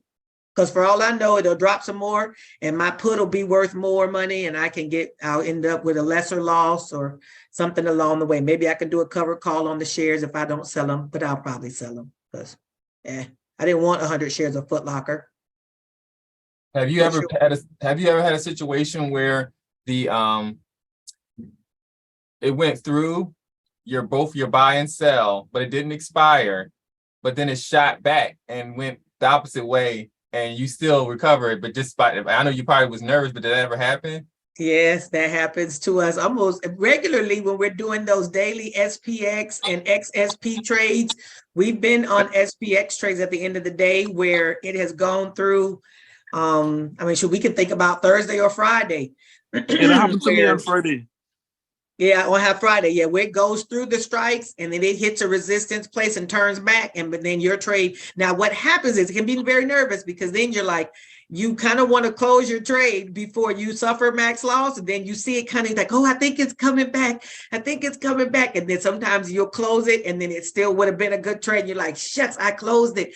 Other times you close it and you're glad you did because it just didn't turn back. So, but yes, we have lived through that a time or 3 or 4 or 5. Indeed, we have lived through that. It happens all the time, Saeed says. Yeah, it does. When it hits those support and resistance numbers, it'll come back. And then we do know that the market is being heavily manipulated right now. Sometimes it'll move enough to knock people out of their stop losses just so it to turn back and keep from paying the people the money. So, yeah. If you need to defend your trades, you can close it whenever you want.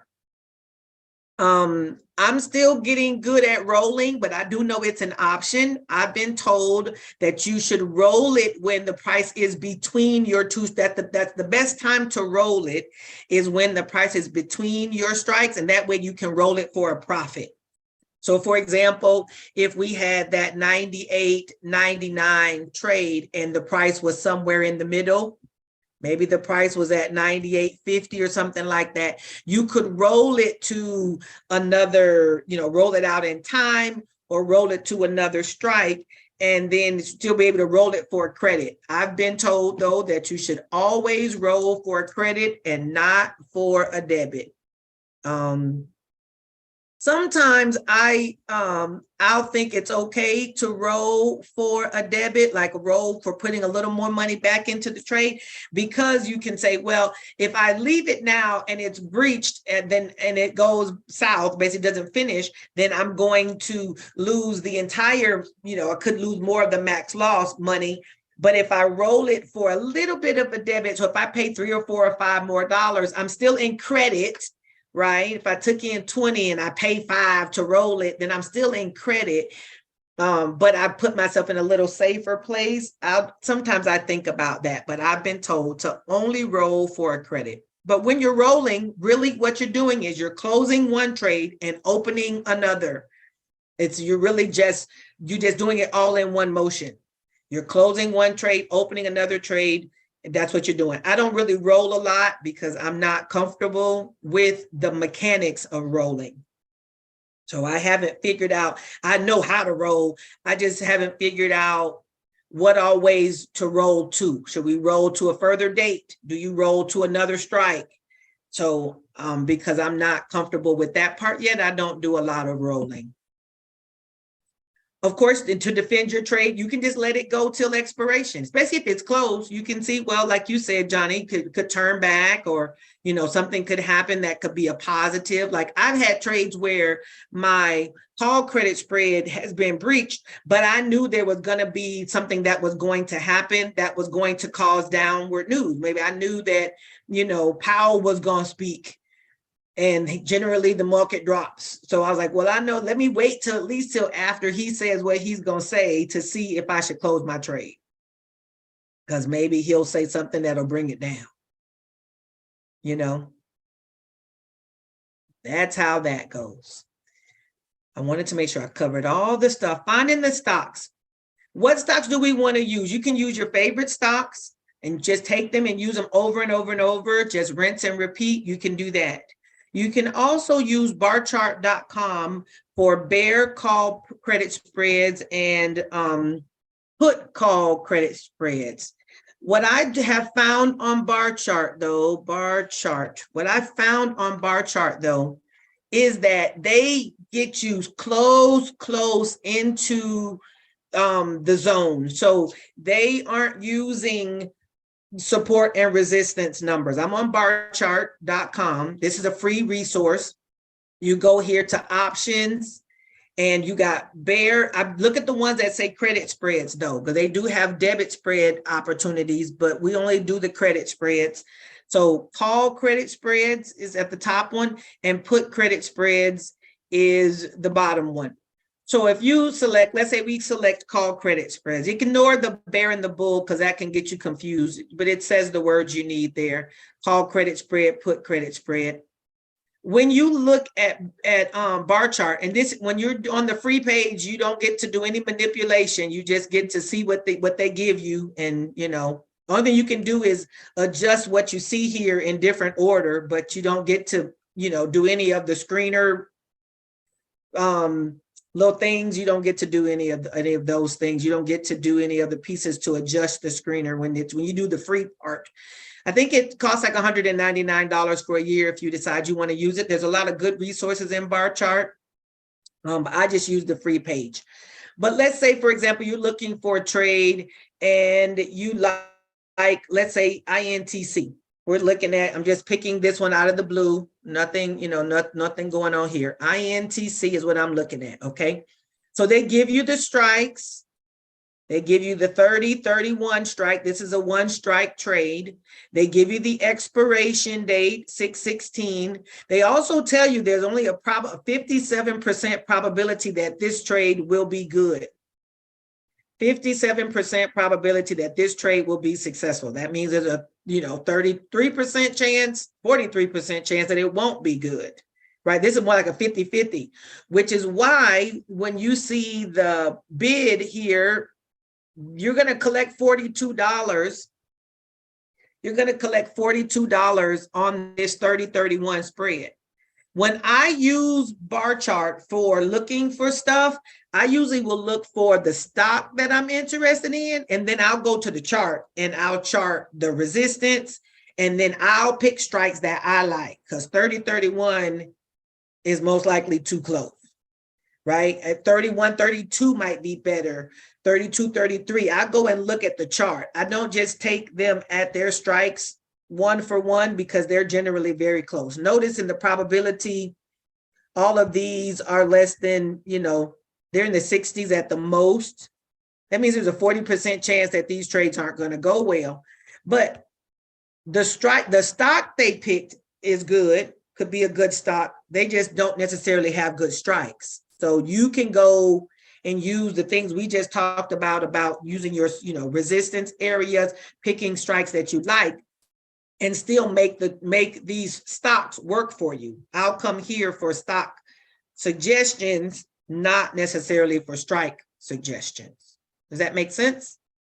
Yeah. Do you also use the does it matter about the average true range? Should it be like if it moving like $43 a day, or opposed to getting something to move slower, almost like a dollar a day? Which one would be better? Yeah, you can. I just know that if it's something that's going to have higher volatility, is going to have better premiums. So it's a trade-off like anything else. If you pick something that like AT&T doesn't move hard at all. Coca-Cola, some of those guys don't move hard. The premiums are going to be right in line with what they don't do. Okay, so AT&T doesn't move really hard and fast, and the premiums reflect that. But you would have something like a Mara or an AMC where there's a lot more volatility involved in those stocks, and the premiums are going to be better. So again, you're looking for a way to trade for consistent income. So you want to pick something that you're comfortable. If you can't necessarily watch it all the time, then run AT&T over and over and over. If you got something and you like the extra little pop that goes along with AMC and goes along with some of the other ones, Amara, then use those to generate your resources. Okay. Like this one, PacWest. PacWest is a bank. It's hovering now. It's been hovering down in this zone for a minute. It's paying decent premiums because the volatility's up. There's a lot of volatility surrounding that PacWest bank. So this is a one spread. Again, you're going to collect $40 off of that. You might be able to go up one more strike and collect $20 and have a trade that's good. Awesome. Yeah, for sure. Is it a way to check on bar chart to know the average true range of certain stocks? The implied volatility or average true range? Average true range. Average true range, yeah. I usually, I don't really use it on bar chart for that. But if you're charting on Thinkorswim or you're charting on TradingView, average true range is a study. You can add average true range as a study. You want to add one.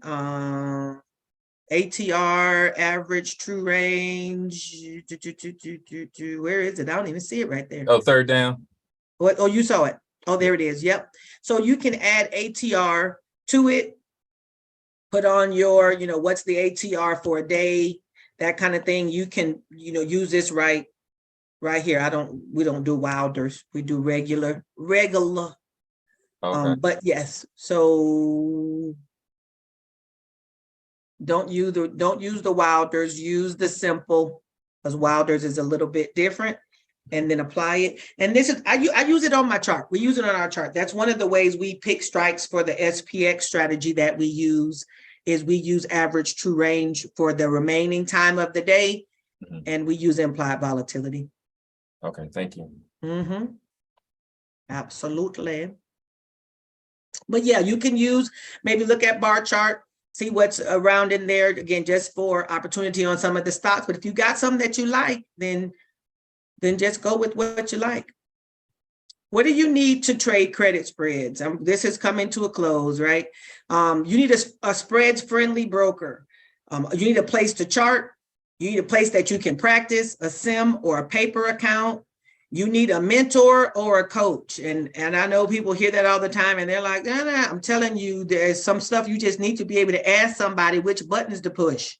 right? You need a mentor or a coach, somebody who's been down around the bend a couple times and at least has seen maybe a little bit further than what you've seen. Again, I'm not telling anybody I'm anybody's expert, but I've done this for a while now, and I've seen some good and bad and ugly. So you just need a mentor or a coach. It don't have to be me necessarily. I'm just telling you, you do need one. And it's great to have a trading community. Now we have E2T membership in our community here. I think it's the best, bar none, because, you know, the folks are very supportive, warm and friendly. And what's most important is they're knowledgeable. Everybody isn't here just friendly and hanging out, but people know some stuff and can be of help. I'm a fan of TD Ameritrade, which I've mentioned that already, and it's for all the reasons. TD Ameritrade has all the stuff. The on-demand feature is one that is worth its weight because you can practice any strategy you want to practice on the weekend or when the market is closed. You don't have to only do things in your sim. You can back test a strategy in on demand on, you know, using Thinkorswim. Yeah, we have a great taste in music. You can use it on Thinkorswim. You got a margin account, cash account, IRA, and it's got so much education by people who are not necessarily selling you something, but they're able to educate you on the different topics, right? You got paper account, sim account, regular. Tasty Trades is another good one. I've not used them. The people who created Tasty Trades also created Thinkorswim. So the platforms have some similarities. Of course, they feel like it's been upgraded because they picked the things that were wrong with Thinkorswim and fixed them in Tasty Trades. Tasty Trades is great for people who trade spreads. As far as the fees go, they got better prices for you. Some of the other things I don't know about Tasty Trades, Jamie is getting in on them now just to say, I don't know if they have an on-demand or a paper feature. I don't know if they have all that stuff, but they are good for spreads, right? And then Robinhood. Robinhood's very easy to open, very good on spreads. You don't pay any fees, but there's no charting there. There's no paper trading. There's no sim. You know, you have to do those things inside of another platform. And I don't know if you can really do paper. Nobody really has a paper trading system that you use and all it does is sim. Everybody, you either have like, you're in a broker where you got real money, and then you can do paper trading, right? You need to have an account with at least $100 in it at Thinkorswim. You need to have at least $100 in your trading account. It needs to be a margin account if you're going to trade spreads. You cannot trade spreads in a cash account. You have to have a margin account, right? You need a place to chart. You can use TradingView or other places, but you do need a place to be able to chart. I'd like to chart within Thinkorswim because I can just switch from screen to screen. I don't have to have two different things going. It just makes it easy. You need to be able to have a paper trading opportunity, and you need some good customer service because sometimes it just stuff goes wrong and you need somebody at that place that can say what's happening in your trade. You need to be able to call somebody up, call them up and tell them what you want. You need to be able to call them up and tell them what you want and have them respond. I love that Thinkorswim, you can hop on a chat and somebody can respond to your stuff immediately. Who's got questions and answers? Questions. I got the answers if you got the questions. I got a question, Arlissa. Sir? I kind of getting back into all of this. Do you recommend Thinkorswim desktop? They have something called Thinkorswim web now, because desktop is a lot, but I think it has more features and capabilities. Yeah. But web is easier to follow. But I mean, part of my re-education is just learning how to, because I was on TradeStation like just about everybody else at the time, but now I'm just trying to learn. Like I asked about a stop order, when to put the order in, how to physically how to put the order in. It's like, wow. So I feel like the app, Thinkorswim app, because web, it does look different. And I think it's not as user-friendly, but the app I like because it works better. What you just saw when I opened this up here, this is the Thinkorswim app for the desktop. So it is the, app for the computer. And then this app transfers over to my iPad, transfers over to my phone. And it's, all the same features. It looks only a little bit different from one place to the next, but it can go to all three of those places. I've seen people who use the Thinkorswim or Thinkorswim web, and I get confused. So go with the app. Okay. All right. Download the Thinkorswim app.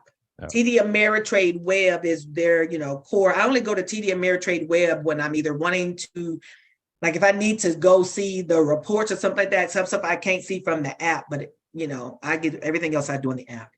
Okay. Okay. Coolly. Anybody else got questions? The recording, it'll be a link or something to show it? Yep, I'll make sure I email it to you, and I'll probably put it in the training area where you signed up at Educator to Trader, my website. I'll also put it in there so you can go back to that spot to find it too.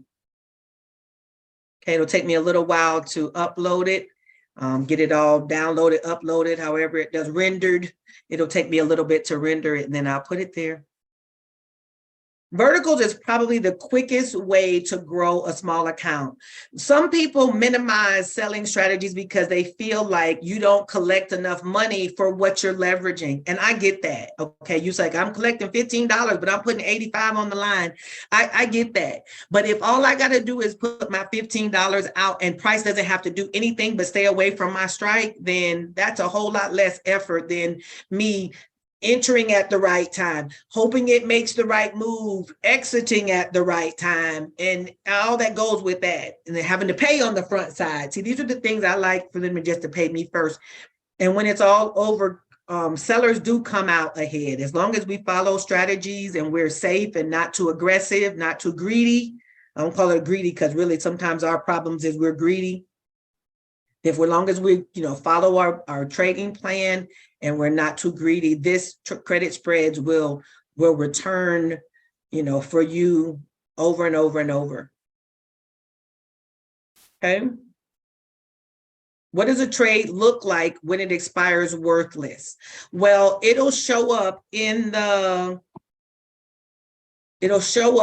monitor tab. Let me see if I have one here that's showing worthless. But basically the difference between these two numbers would be nothing, would be a zero. Let me see if I can find one that's really close to that and that I could show you. I don't see one at this point. So let's just use what we see here. Let's say when this was worthless, if this was worthless, then these two numbers here would be like the same number. So then the difference between, let's say this one here was 0.065, right? If it was that, then the difference between these two numbers would be zero. That's when it's worthless. When the two mark numbers that go with the trade, they both go with the call. When the two mark numbers are the same, then that's when it's not worth. And worthless means it's worth nothing, worth zero, right? It's worthless. That's zero. When those two numbers when the difference between them is zero, that's a worthless trade. And these numbers here will be like 99%. It'll be something like that. That's how you know it's worthless. Another question. Sir? With that, where you just that percentage row, what's the heading? The heading. I'm trying to get my whole situation. The heading, okay, let's scroll back down so you can see what the heading says. So you've got quantity, days, trade price, and mark. Remember, trade price is what we took in premiums. This is when we entered the trade. Right. Trade price is when you entered the trade, and mark is what's currently going on with that trade. Okay. The P&L percent is what percentage. P&L open is how much money. You don't really necessarily need P&L day because it just tells you how much it grew today. It doesn't buy you anything, I don't think. You really want to know the overall percentage and what's open. Oh, okay. Okay. I got it. Thank you. Absolutely.